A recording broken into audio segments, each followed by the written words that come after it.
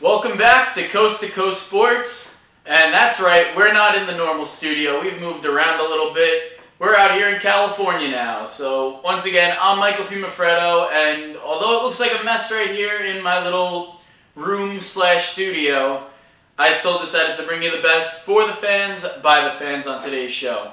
And I guess the NFL just decided to throw me with a little bit of a curveball here because I take a week and a half off and there is so much news to cover. New head coaching hires, 2 big weeks in the NFL postseason, and a big-name star wants a trade. We'll get to all that today, and maybe even Fridays. We're going to upgrade to 2 days a week now, plus our casual Saturdays episode over on Spotify. But to start off today's show, I wanted to run down some of the games that were played over the past weekend, and it was the divisional games. We had 2 on Saturday, 2 on Sunday. Starting off, we had the Green Bay Packers taking on the Los Angeles Rams, my Super Bowl winning pick versus my sleeper pick, and the favorites prevailed. The Green Bay Packers win 32-18. On the other side, though, Buffalo played the Baltimore Ravens. The Ravens couldn't get it done, although Lamar Jackson did get hurt. There were a lot of troubles on special teams in that game. They only were able to put up 3 points, and the home team, the Buffalo Bills, put up 17 to win. Josh Allen on a roll right now. Moving over to the Sunday games, we'll talk about the Kansas City game in just a second, but Tampa Bay and Tom Brady prevailed once again, defeating the New Orleans Saints 30-20, and Tom Brady, I mean, he still looks like he can play. We'll talk about him a little later on as well, but I wanted to focus on this Kansas City Chiefs game. Although they did beat the Browns 22-17, it was bittersweet because their star quarterback and MVP candidate, Patrick Mahomes, went down with a concussion. Now, we saw the hit. It was pretty bad. He was able to run into the locker room, but over time he ended up not coming back in the game, and the reports are saying it does look a little bad. The Chiefs are saying that they're either cautiously optimistic that he'll be able to come back and play next week against Buffalo, but if not, Chad Henne, who didn't play half bad. I mean, he had a great play on 3rd and 4th down to ice the game for Kansas City. He's going to be the starting quarterback. Now let's look at his stats. 6 for 8, 66 yards. I didn't really ask him to do much, although one of those incompletions was an interception. I mentioned he had a run on 3rd and 14 that got them to 4th and 1. And then he was able to air it out to Tyreek Hill, who used his legs to pick up the 1st down. But other than that, they won the game by 5, and a lot of the speculation around the league is, can he get it done when it gets down to the nitty-gritty, the AFC Championship game, which will be played next week. Now, I would say I'd be worried about Chad Henne, backup quarterback. Started his first game in 6 years on Week 17, where they lost to the Los Angeles Chargers. But he was able to come in and had some playoff magic. Andy Reid made a big call, and it paid off. And now they got to match up against the roaring Buffalo Bills. Now, like I said, I would be worried about this guy, Chad Henne, but I'm more worried about this Kansas City Chiefs defense. You can get away with giving up 30 or so points when you got Patrick Mahomes scoring 40 a game. But a guy like Chad Henne, I don't know if that's completely possible. He was sustainable, like I said, in Week 17, 218 yards, 2 touchdowns, 21 points overall, but they did lose 38-21 against a team the LA Chargers, that only had 6 wins at the time. Although Justin Herbert, we talked about him a lot recently, looks like an NFL star, but 38 points for an AFC Championship contending defense, that's kind of scary, especially considering the Bills have the 2nd most points per game this season with 31.3. The only ones that are behind are the Green Bay Packers, who they'd have to play again if they do win this game.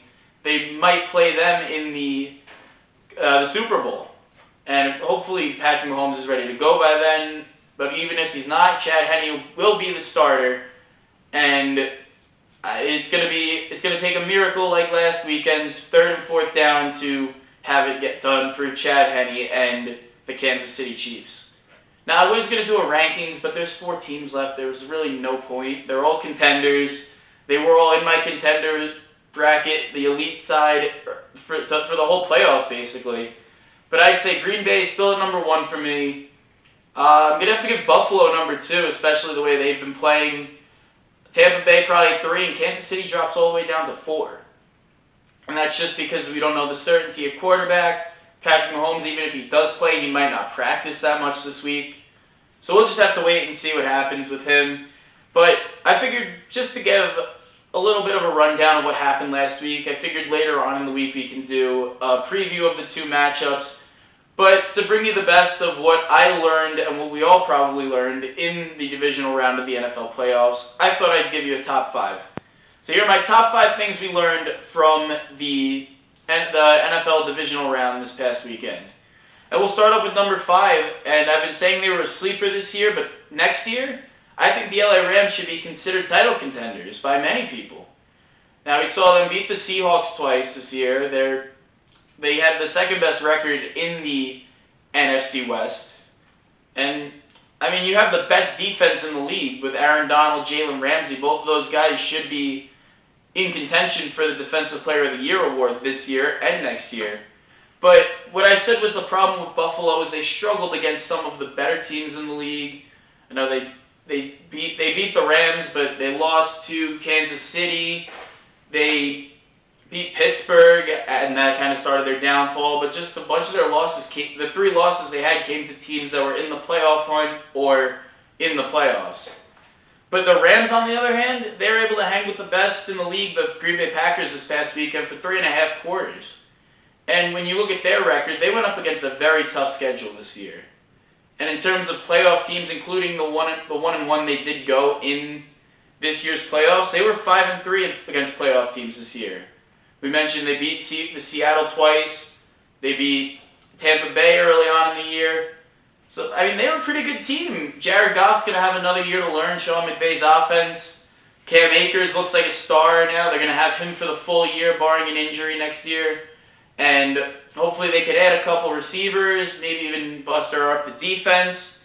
But this team looks like a team that's going to contend for many years to come. And although the questions on Goff there are many right now, but we'll see how that's going to turn out in the next couple years to come. He's still a number 1 overall pick, and I think he'll stay that way. But moving on to number 4, another guy that's on the rise at the quarterback position, the young Baker Mayfield. And he's led them to the AFC divisional round this year after a lot of speculation on is he really that good of a quarterback? Did they make a mistake drafting him over guys like Darnold, Josh Allen, or even Lamar Jackson 2 or 3 years ago? But I think everything you say about Baker Mayfield is relatively true. I mean, he checks off every box. Let's go through him. He's got star potential? I'd say so. You give him a check on that one. Is he a fan favorite guy? Yeah, we could give him a check on that one. When you look at the other side, though, he needs a team behind him. Yeah, I'd say so. The defense this year is phenomenal. You got guys like Nick Chubb and Kareem Hunt. Give him a check mark there. Does he struggle from behind? I mean, sort of, but he's also very good when playing with a lead. So I guess you could check off both those boxes as well. But those were the things we've said about him coming into this year, and when he entered the league 3 years ago. And the Browns have kind of developed their team, developed their system around that. So although I think this Browns team could be a dynasty for years to come, they have a great defense, they have great weapons, they have a great quarterback who I think can really make a top 10 push next year. I think just Baker Mayfield's a predictable guy, and we know what we're getting with him. There's not much room for him to improve other than just getting better and becoming a star player in this league. But a dynasty that is starting to crumble is the New Orleans Saints, who Drew Brees, I feel bad. That's most likely his last game. There's a lot of people saying he's going to retire this year, but that's not the best way to go out for anybody, especially a star like Drew Brees. But for the rest of the Saints, I think this is it. that this year was their Super Bowl push. They're going to be one of the league's worst the next year. And I'll tell you why. Brees is going to retire. I think Sean Payton's got maybe a year or two left, depending on how he does. But I think it's time for this rebuild to start. They need to blow up the entire roster, considering that the fact that they have $100 million over the cap hit. So a lot of money needs to be found somewhere. It's going to be hard to re-sign guys. I know they got Michael Thomas and Kamara locked up, but what about guys like Marcus Williams? What about aging stars like Cameron Jordan or even Marshawn Lattimore in the secondary? What about other guys that are vital to the team like Latavius Murray, Traquan Smith, Jared Cook? You're going to have to pay them eventually, but you don't have the money for it. So I think the Saints got to start the rebuild soon, and the longer they wait, the harder it's going to be to complete. It looks like they want to stick with Taysom Hill. We saw that when Drew Brees went down this year with a rib injury, and he played pretty well, but they got to figure out, is he the answer? Because it's not like they got room to trade up or a guy waiting in the wings, although Jameis Winston did throw a touchdown pass. I don't think he's the answer. Is it going to be possible to throw a guy like Mac Jones, who just won a championship at Alabama, maybe Kyle Trask of Florida Falls, or Trey Lance, who we mentioned a couple weeks ago at North Dakota State? Are you going to be able to throw them into the fire week one, or are you going to have someone down there to sit and develop them? I don't think they have that either. So, full rebuild coming for the Saints, but the team they beat, the Tampa Bay Buccaneers, I think they got another year ahead of them, and that's because Tom Brady showed that he can still play when it matters, when it gets to January and February. Now, he had a pretty good year this year, I wouldn't say his best, but definitely up there. He says he wants to play at least 45. Now, is that reasonable? Probably not. But maybe another year. He's still under contract. He's still got most of his weapons going to be there. I could see him making another push if they don't win this year. He threw for 3 total touchdowns with no turnovers against the Saints, who beat him twice this season. And he struggled in those 2 games. But this one, third time, was a charm for him. He took down Drew Brees when it mattered, and now he's got a chance against Aaron Rodgers to make yet another Super Bowl. This team's very talented. You can't deny that, especially on the offensive side of the ball. Ronald Jones emerged into a star running back this year. Mike Evans, Chris Godwin are still going to be there. Antonio Brown could stay. Maybe Gronk stays if they want to go for it one more chance. Then you got guys like Tyler Johnson, who was a great receiver for them as a rookie, and Scotty Miller as well. So I could see them making a push, if they want to keep the team together, maybe add some spots to the defense over in the draft. But even this year, they beat the Packers in week 5 or 6. I could see maybe an upset happening again. You never know. But with that said, I have to say the Packers are still going to be the Super Bowl favorites, and that's my number one thing we've learned. The Rams were probably their toughest team. Let's be honest here. The defense was unlike any other they're going to face. I think they're miles ahead of Tampa's defense. Definitely better than Kansas City's defense. And Buffalo's defense is pretty good, but not as good as the Rams were this year. I think, you look at Aaron Rodgers, they strived against the Rams defense. They didn't just get by.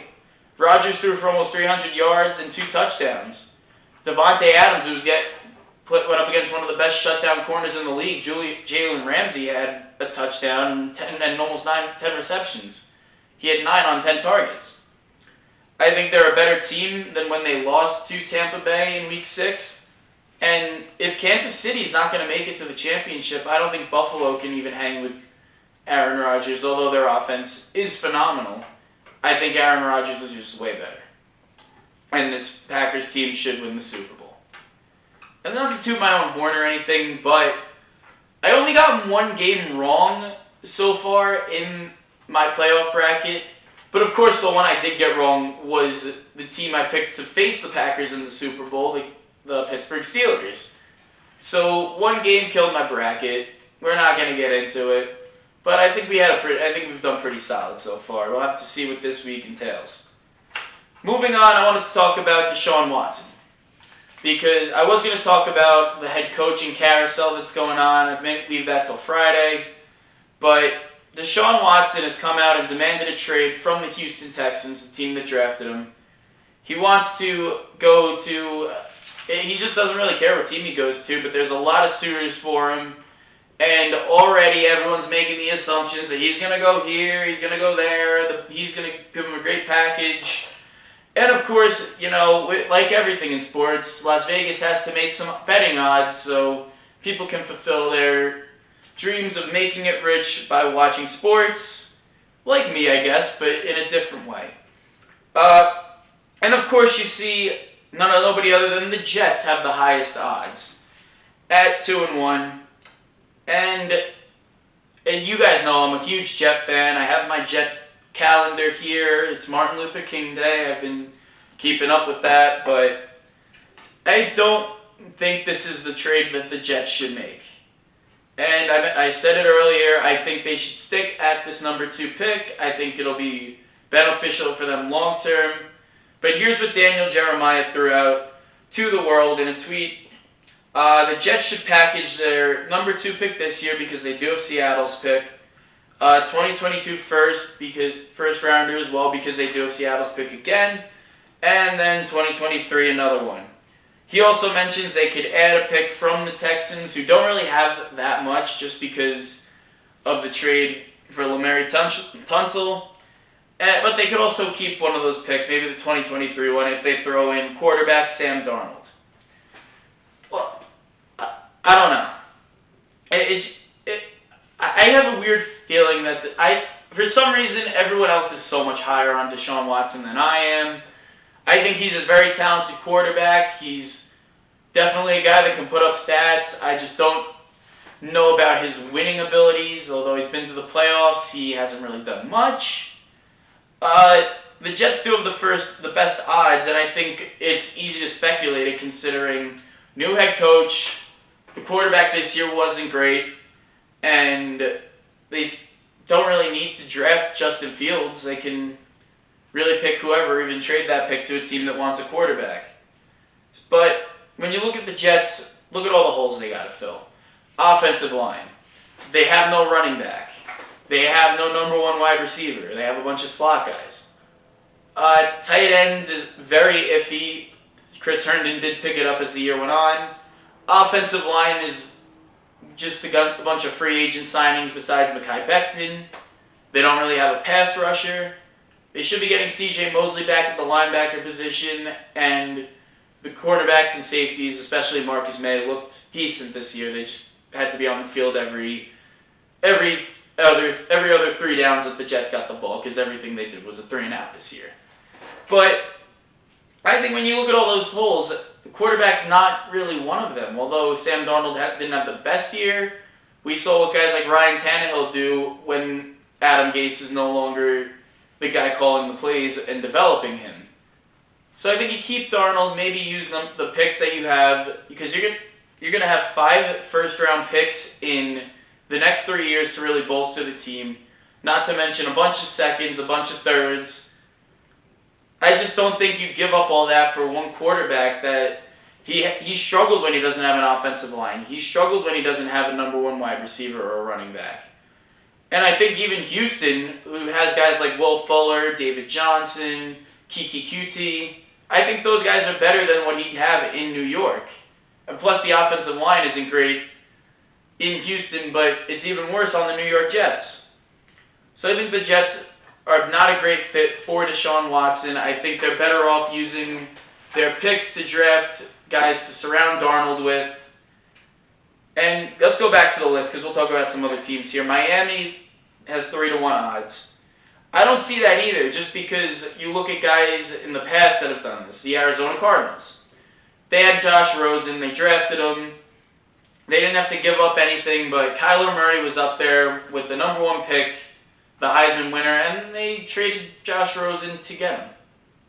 I mean, I don't think Tua Tagovailoa really played bad enough for the Dolphins to just give up on him. He only played really half a year. He struggled in Week 17 where they could have had a playoff push. But do you really want to package him and a 3rd-round pick to get Deshaun Watson? Especially, we don't know, maybe Tua Tagovailoa ends up turning out better than Deshaun Watson, and then he just made a bad trade and he could mess your team up for years to come. I don't think Tua is that bad. I think he's just got time to learn. He was coming off a major injury, and I don't think you give up on a guy just because there's a guy that's played better throughout his 4 years in the league than a guy that's played half a year. But I do like some of the other teams that are down the list. You have Denver at 5-1 odds. I think they can use a quarterback. San Francisco, if they decide to move on from Jimmy Garoppolo, they're at 20-1 odds. And you always got to watch out for New England, 8-1 odds there as well. They're probably not going to have Cam Newton again. I think they could make a trade with that number 14 overall pick. But the one I think will be the best fit for Deshaun Watson is the Chicago Bears. I think this is a playoff team. There's no denying it. They did go 8-8, but not a terrible year. They started off pretty hot, lost a couple, started winning again, really made that playoff push, and that's with Mitch Trubisky at quarterback. This is a team that went 5-0 to start the year, finished 8-8 with playing just two different quarterbacks, two mediocre guys.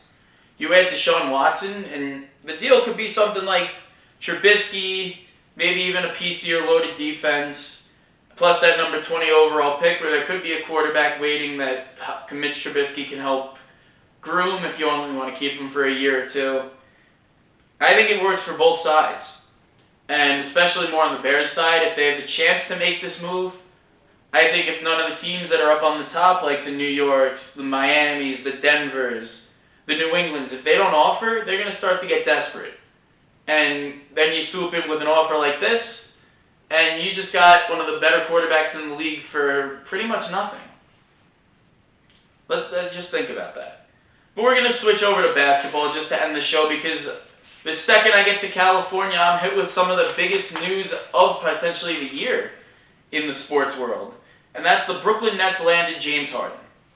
Now, this was a blockbuster deal, 4 different teams involved. I think it was the Nets, the Rockets, the Pacers were in there, and I forget the other one. But all you need to really know is the Brooklyn Nets have now added another MVP to go along with Durant and an all-star in Kyrie Irving.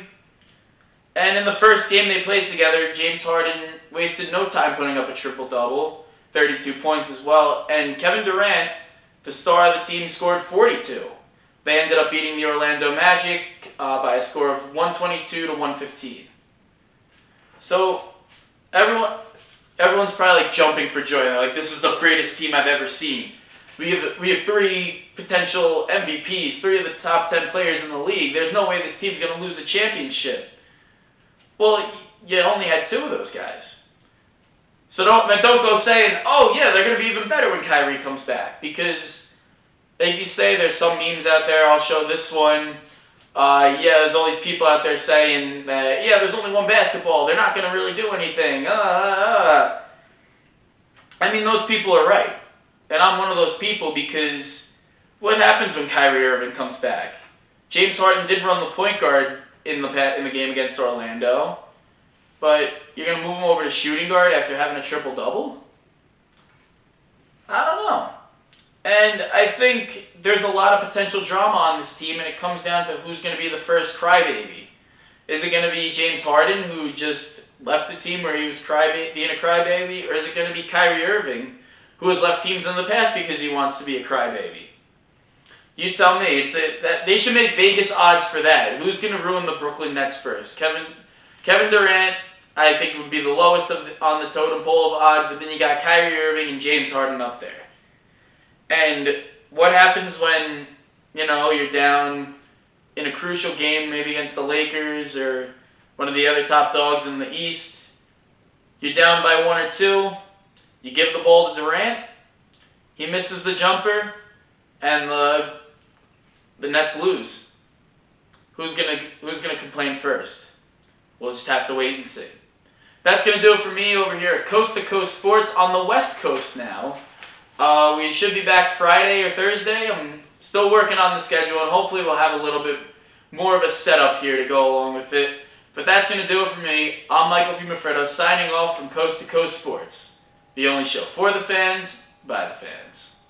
We'll see you later this week.